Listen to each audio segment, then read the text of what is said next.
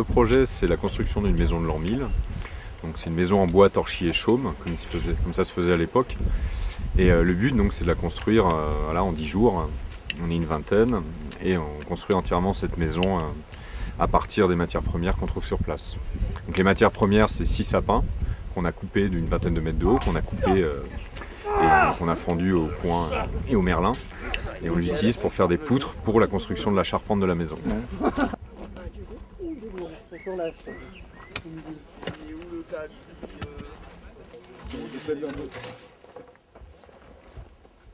Il y a beaucoup de pression, c'est pour ça qu'il est enterré, pour éviter que les murs s'écartent.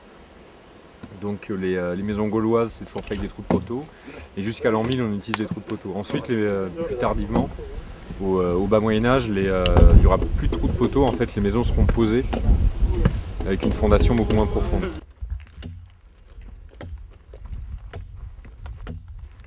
En archéologie, on a retrouvé les trous de poteaux, en général avec des galets dedans, des choses du genre, pour bien tasser le tout. Et c'est les seules choses qu'on retrouve. On ne trouve pas le bois, ni la chaume, ni le torchis. Donc les seules traces qu'on a, c'est les traces de poteaux et les traces des maisons.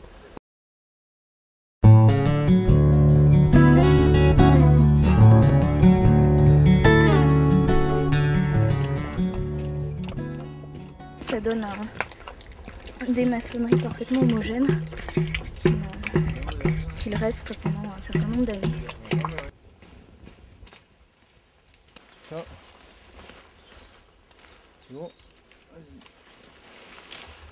T'as Cargal là-bas qui est en train d'éplucher les noisetiers. Elle nous les ramène, comme tu peux voir. Snor est en train de réduire à la simple branche. Et après en fait on ramène tout ça au niveau du chantier pour ensuite les mettre en treillis pour pouvoir mettre le torchis par-dessus.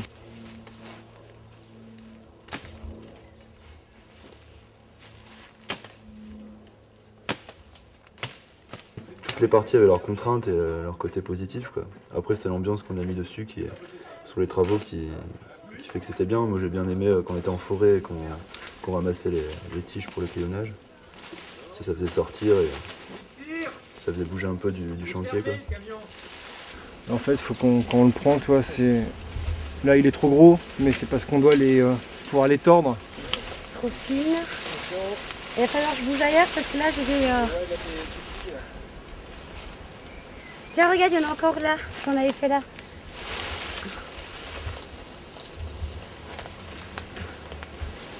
Voilà. Et puis ma foi, si, il y en a peut-être d'autres là-bas.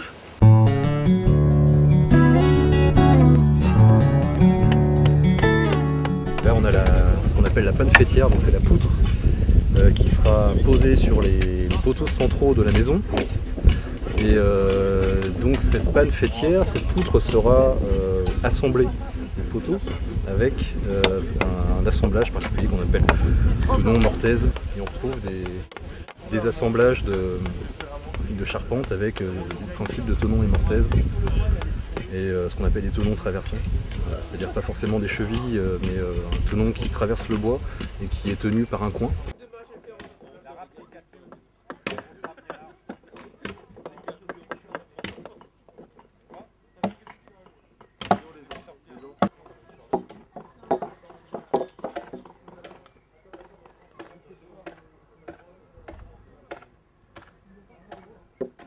Il y a beaucoup de gens qui ont essayé de... Mais juste le milieu, après le reste à la plane, ça suffit quoi.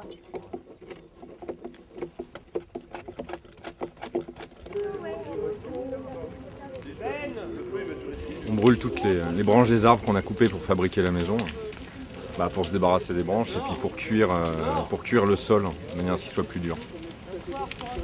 Ça permet de faire une petite cérémonie pour montrer qu'on a avancé dans la construction.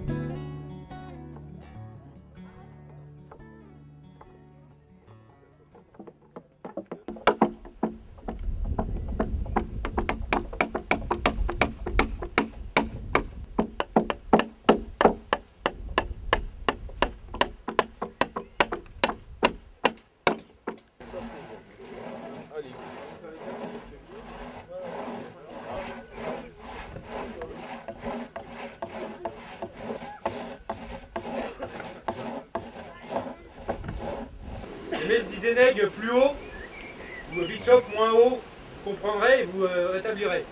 Ok? On y va. 3, 4. Dénègue plus haut. Et là, faut tirer. Là, on peut plus rien faire. Si, là, vous êtes sur les photos. Allez prendre les cordes là. Attention, dénègue. Attention, tirez les cordes. Non, attends, stop. Vitchop plus haut. Attention, il va glisser d'un pied. On sera pas assez, nous. Attention, de l'autre côté sera pas assez. Hein. Hey, là-bas, encore, là-bas. Doucement, on tirait plus. Y'a que Patou qui gueule. Y'a que Patrick qui parle. Ok, allez-y. Doucement. Doucement. Il va retomber dans le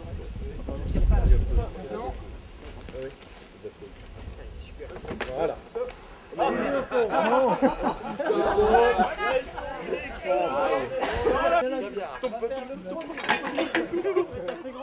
C'est quand l'autre a descendu d'un coup, donc ça a bien. Alors, faut tirer un peu plus vers la droite. Tirez par là. Si vous tirez par là, vous faites tomber. Attention. En fait, c'est sûr avec les cordes. Allez, tirez. Essayez de tirer un peu plus par là. Et doucement. Mais un petit peu doucement. C'est bon, William, tu peux le lâcher. Hein. Ouais. Encore un petit peu. Un peu encore. Allez.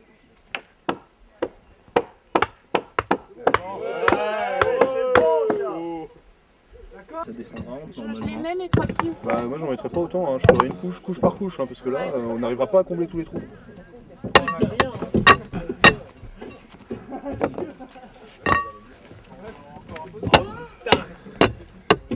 Donc là, vous faites quoi? Vous calez?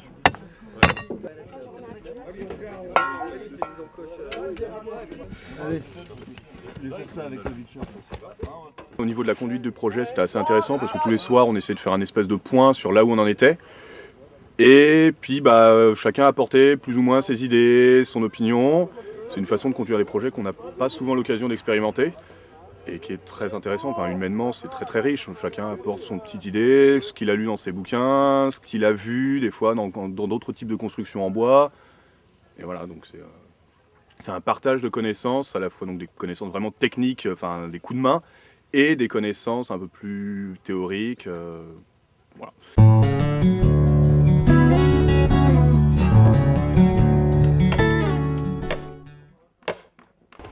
L'avantage d'un mur comme ça, c'est que c'est très simple à fabriquer. Les matériaux, c'est des branchages qu'on trouve en forêt. Et après, par-dessus, on met la terre, donc qu'on généralement on trouve sur place. Donc c'est un mur qui coûte quasi rien.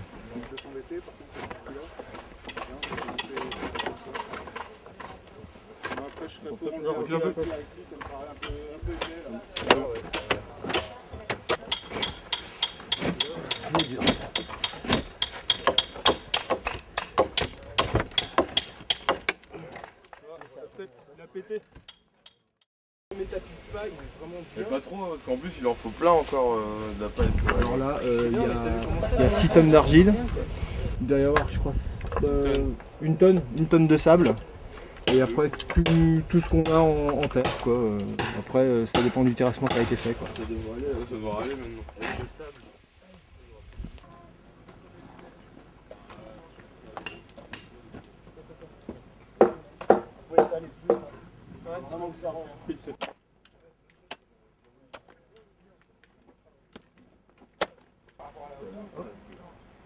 Bon.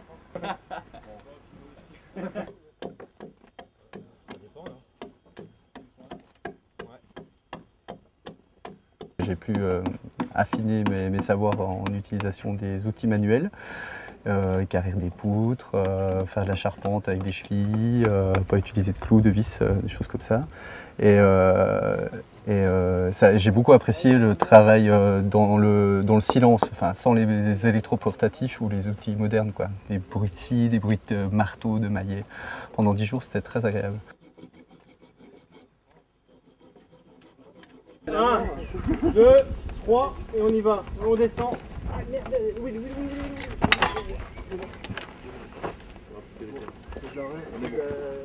Là-bas on n'y est pas. Là, ça touche pas ça. Ça touche à peine. Il est exactement pareil que tout à l'heure, là, en tout cas. Ah ouais, d'accord. Tout à l'heure, touche quand un je peu, l'ai dit, mais il était comme ça. Hein. ça touche là, quoi. C'est des centimètres que vous m'avez enlevé. Elle est là, là. C'est bon. Ouais. It's good. Tu me dis si c'est encore commencé là? Un peu plus par là-bas. On est bon. C'est bon. Un petit peu. Et alors fais gaffe parce qu'il faut que C'est tu ce m'en laisses. côté-là, c'est ce côté-là qui gêne. Non mais il faut m'en laisser un peu plus là, parce qu'elle est pas droite. Ça élargit un peu le t-shirt. Vas-y, c'est bon Guillaume, ça passe. Ah, y a rien qui tire. Well.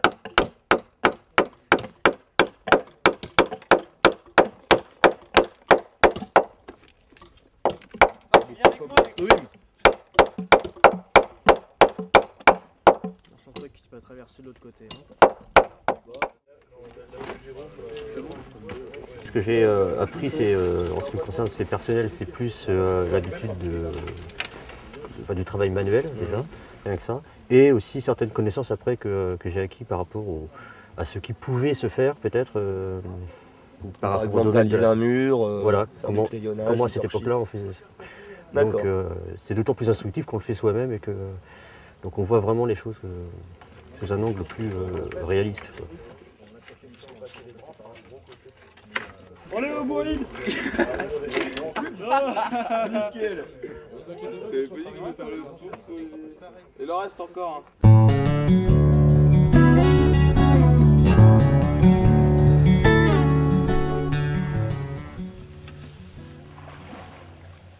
D'autres étaient encore en train de bosser sur la charpente. On a déjà commencé à aller chercher des roseaux autour, à découper des roseaux. Et puis à faire des petites bottes. On s'est dit, bon ben voilà, on a quelques petites bottes et puis il va falloir couvrir l'intégralité du toit. Et on en a pris de plus en plus. On a vu les roseaux s'accumuler dans la grange et petit à petit, on avait de quoi couvrir la moitié du toit.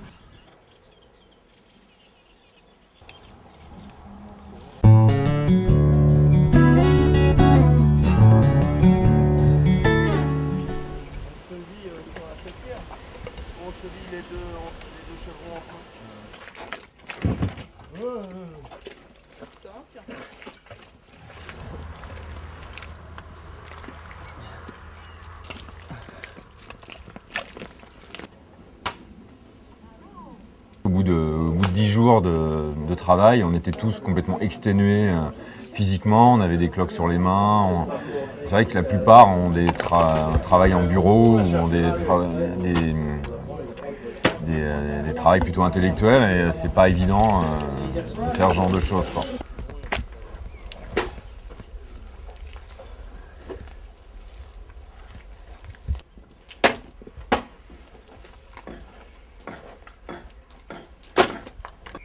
Ce que j'ai appris, déjà j'ai appris à faire une maison, ce qui est quand même vraiment pas mal. Donc on a tout fait, tous les plans ont été faits par nous, tout ce qui a été le bois a été coupé sur place. On a essayé de récupérer toutes les matières premières qu'on pouvait avoir dans le coin. Ce qui était super important, c'était surtout de trouver les techniques pour faire tenir le tout, de voir comment ça pouvait marcher, de trouver les différentes manières. Bon là c'est un premier geste, c'est le premier test sans doute d'une série prochaine qu'on en fera peut-être plus tard. Donc on pouvait voir tous les défauts, les qualités de notre travail qu'on avait, les problèmes du terrain, où on avait dû tout aplanir, les problèmes du torchis qu'on a eu.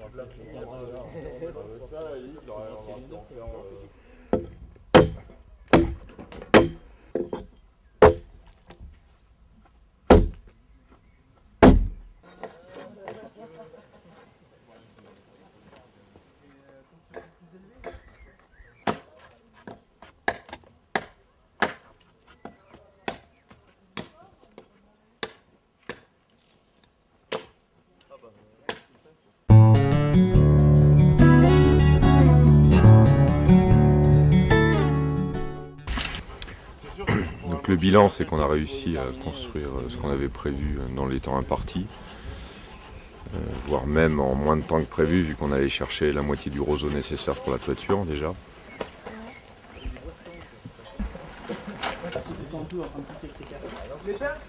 Là on arrive presque en bas du mur, au pied du mur. T'es aligné avec l'autre côté? Ah oui, elle est en place, il faut pas le tout.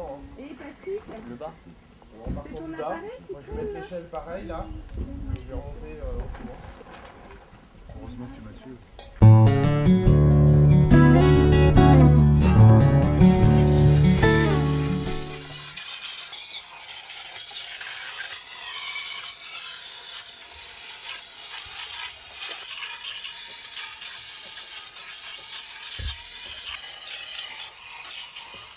c'est carré, en plus.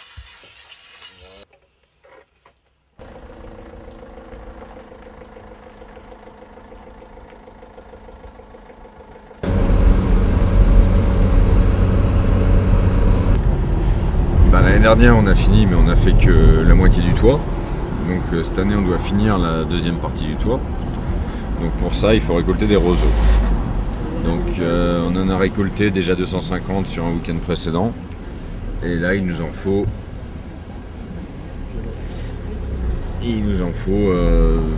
400 ce week-end.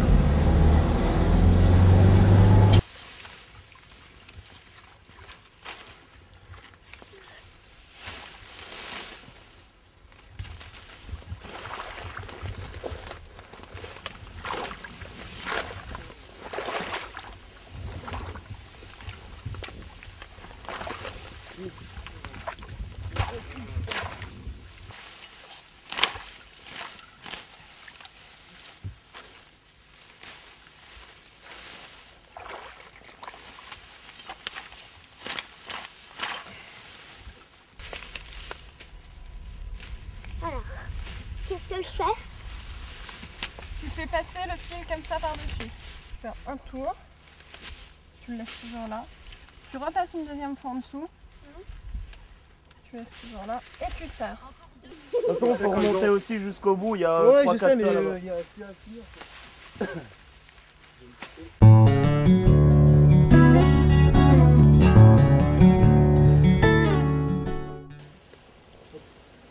Tu repasses dans le fil. Ouais.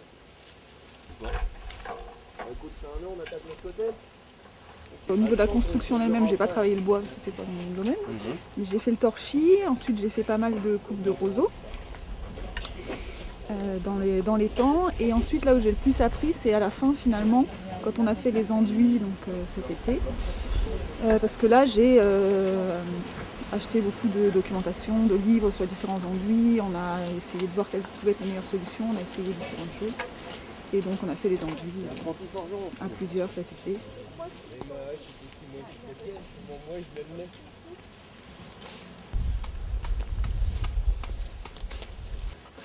Et là tu vas faire tourner? Ouais. Donc tu peux lâcher ton ciment et je vais passer du bloc pour l'instant. Tu peux aller le faire sur un fil. Ok. Bon. Si je te l'envoie là. Nickel. Bah voilà.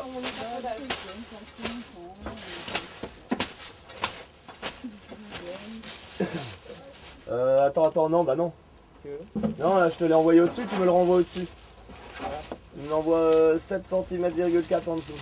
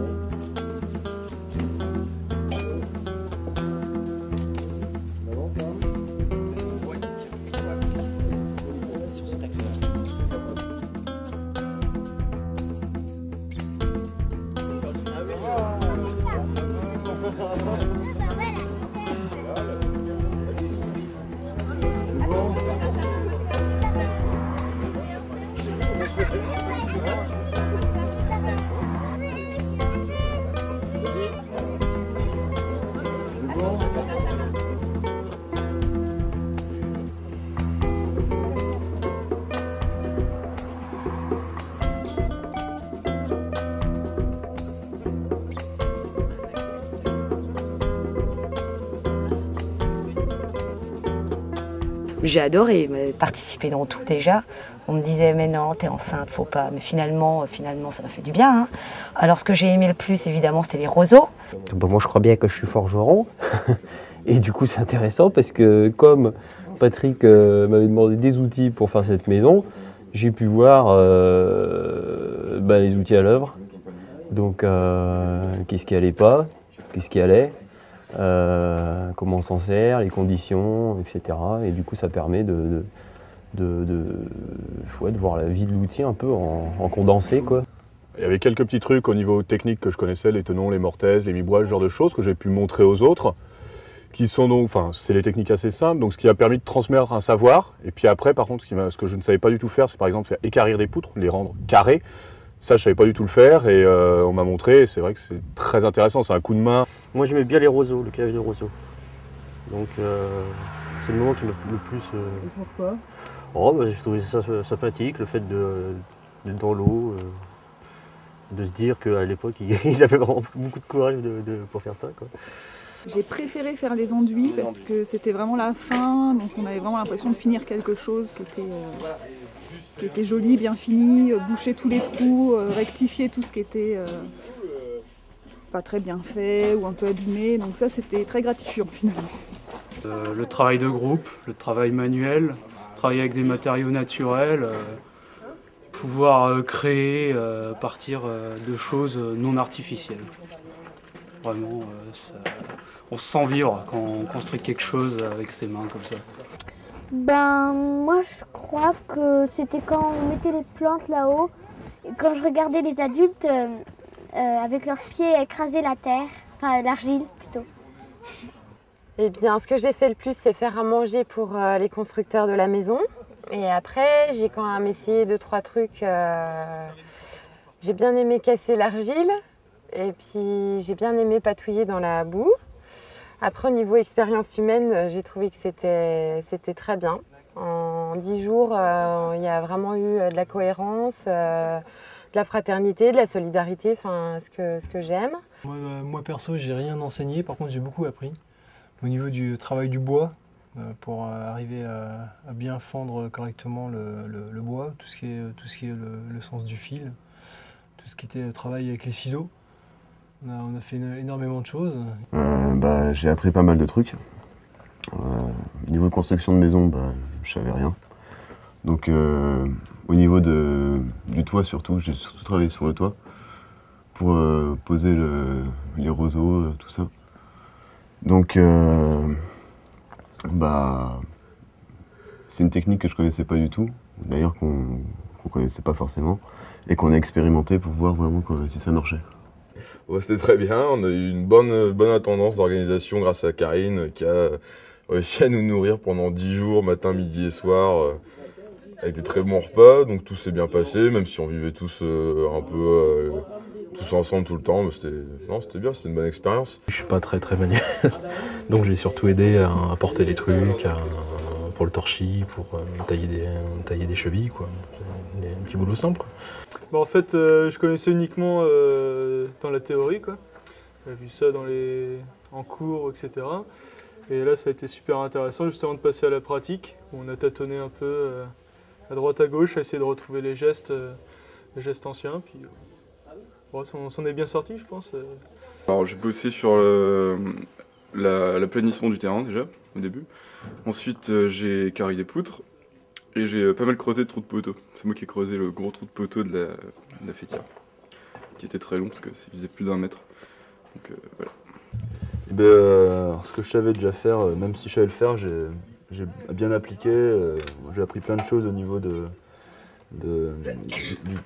pour tailler les poutres. Je sais plus le mot. Et puis et carrière, voilà.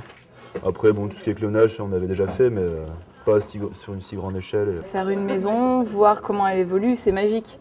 Parce que c'est pas comme des maisons actuelles. C'est fait de ses mains. Et puis c'était un week-end, une semaine, où tout le monde se travaillait, tout le monde se serrait les coudes. Et voilà, quoi, tout le monde était pour un projet commun et c'était magique, quoi. Bonne cohésion de groupe, parce que c'est rare d'avoir autant de gens sur un chantier. Au niveau de la vie en communauté. Ouais. Voilà, le repas ensemble, lever, des bonnes journées, faire la fête ensemble, ça c'est une super expérience. C'était super convivial et même si on ne savait pas forcément faire des choses, qu'on n'avait pas forcément étudié la construction de la maison, il y avait toujours quelque chose qu'on était capable de faire et en ça c'était super intéressant et en ça on a participé parce que même de simples petites choses comme des tourillons, il y en a forcément besoin. Et des personnes qui sont plus compétentes pour faire des planches ou ce genre de choses ne vont pas se prendre la tête à faire ça pendant 15 ans. Donc il faut aussi des petites mains et donc c'est tout ça qui a permis de construire ce beau projet. J'ai fait pas mal de choses, des petites choses, pas trop sur la conception en elle-même, mais vraiment sur l'aide, sur le côté manuel. Tout posé. On a été chercher justement les morceaux de bois dans la forêt pour le crayonnage. Donc il y a eu ça. Ensuite fabriquer le torchis. Ensuite inévitablement faire le lancer de torchis sur le mur, donc partie assez intéressante. J'ai surtout participé pour la fin parce qu'au début, quand ils ont commencé à mettre les poteaux et tout, j'étais pas vraiment là. Puis sinon, j'ai participé à tout, au roseau, à l'enduit, même au béton. Sur la deuxième partie où on faisait le toit, c'est moi qui m'occupais de la logistique bouffe, ce qui est un peu important sur ce genre de chantier quand même. Et ça permet, enfin déjà c'est beaucoup de boulot, l'air de rien. Et ça permet quand même le soir de se retrouver, et d'avoir une bonne ambiance et de faire que tout le monde est content de repartir bosser le lendemain, ce qui n'est pas obligatoirement évident. J'ai fait pas mal de courses et d'aide à l'intendance, j'ai fait un peu de torchis, j'ai fait un peu de crayonnage, j'ai cassé de l'argile et je crois que c'est tout. J'ai appris à coudre le chaume, c'était bien. À construire des maisons? Oui. À couper des roseaux, j'ai appris plein de trucs.